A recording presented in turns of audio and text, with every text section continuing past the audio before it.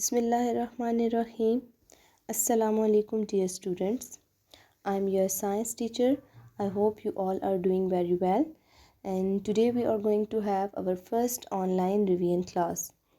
In today's class, we will discuss the topic and revise the topic related to short questions of Unit 9, as well as we will revise the book exercises of Unit 9.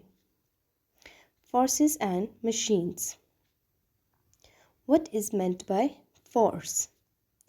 Force is a push or pull. Whenever we push or pull something, so actually we are applying force on it. Fine. So force is a push or pull. What force can do? Force can change the speed of an object, or it can change the shape of an object. Force can also change the direction of a moving object. It means that if we want to increase or decrease the speed of moving object, we have to apply force on it. Similarly, for changing the direction or for changing the shape of an object, the only thing we have to do is to apply force. Force not only can change the speed, direction or shape of an object, but it can also change and even stop a moving object. Fine. So force is a push or pull. Force can change the speed, direction or shape of an object. Force can even stop a moving object. So in order to stop any moving object, we have to apply force on it. Speed. What is meant by speed? Speed is how fast something is moving. It means that speed tells us that how fast something is moving, and it is equals to distance divided by time. So if we want to calculate the speed of any moving object, the two things that we should know are the distance and time. So in order to calculate the speed, we should know the distance and the time that it took to cover that particular distance. So speed is how fast something is moving, and it is equals to distance divided by time. Machine. What is meant by machine? Machine is a tool or device that makes our work easier. So those devices or tools that makes our work easier are known as machines. Those devices or tools that makes our work easier are known as machines. Basically, we have two types of machines. Number one is simple machine, and the number second is compound machine. Now, what are the simple machines?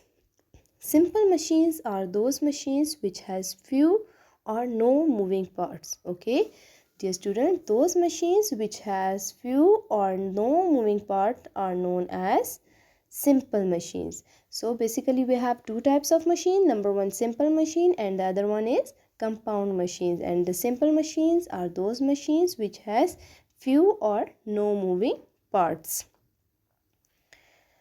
Basically we have 6 types of simple machine. Number first, lever. Number second, inclined plane. Number third, wedge. Number 4, screw. Number 5, pulley. And number 6, wheel and axle. Now the next topic that is related to the short question is that how wheel and axle makes our work easier, and what is meant by wheel and axle. So wheel and axle, basically it is a simple machine that consists of wheels that are joined together by means of a rod like structure which is known as axle.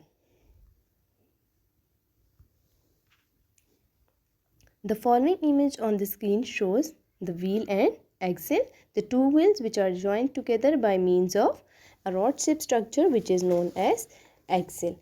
And wheel and axles make our work easier by allowing heavy loads to be moved easily. They allow loads to be rolled along and to travel for greater distances.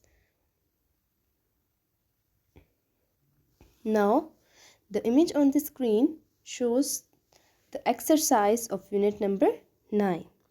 That is the concept check We have already done this exercise in the class, but you have an opportunity to retally your book once again.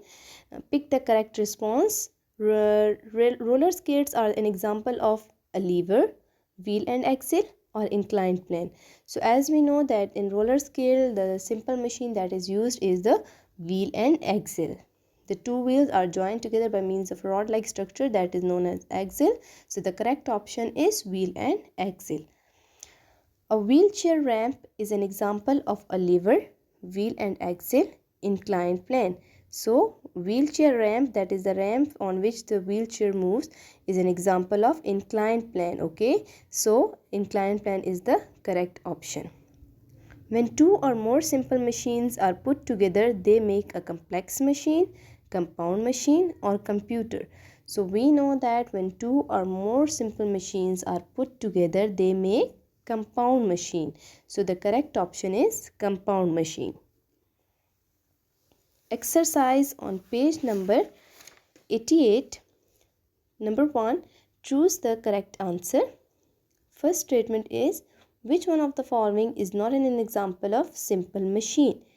Option A is the correct option, which is juicer. Okay. Number 2, a light bulb is an example of lever, screw, wedge, wheel and axle. So the correct option is option B, screw. A fork is an example of option C, wedge. Toilet paper on a roller is an example of option B, wheel and axle. The metal cap of a bottle can be opened by using a bottle opener. In this case, the bottle opener works as a lever. A flagpole is an example of pulley, option C. Okay, question number 2, fill in the blanks. A device or tool used to make the work easier and faster is called machine. A simple machine has few or no moving parts. A compound machine is made up of two or more simple machines combined together. A simple machine made up of a bar or rod which rests on turns and turns on a fixed point is called a lever. Number 5, a simple machine used to cut or split things apart is called wedge. Number 6, a simple machine that is used to fasten or hold materials together is called a screw. Number 7, a fork is an example of a simple machine called wedge. Number 8, a simple machine with a slanting surface used to move heavy loads up or down is called an inclined plane. Come to page number 89. Statement number 9. A simple machine consisting of a rope or string wound around a grooved wheel is called pulley. Number 10. The rod that goes through the wheel and helps the wheel to move is called an axle. Fine. Now question number 3. Match the definition in column A with the correct term in column B. So the first statement, the two inclined planes joined back to back used to cut or split things apart is wedge. Okay, option D is the correct option for the first statement. For second statement, option E is the correct. For third statement, option B. For fourth statement, option A. And for fifth statement, the option C is the correct option. Okay, all these exercises are done in classes, but you have to retally your book once again. Okay, now question number 4, label the load, effort and fulcrum on the illustration below. So you have to label these 3 on the illustration that is given in your book. So it was all about today's lecture. Hope you have understand all these. Now your homework is to revise short questions plus book exercise of unit 9. Understand, this is your homework. You have to revise these questions plus book exercise. Thank you.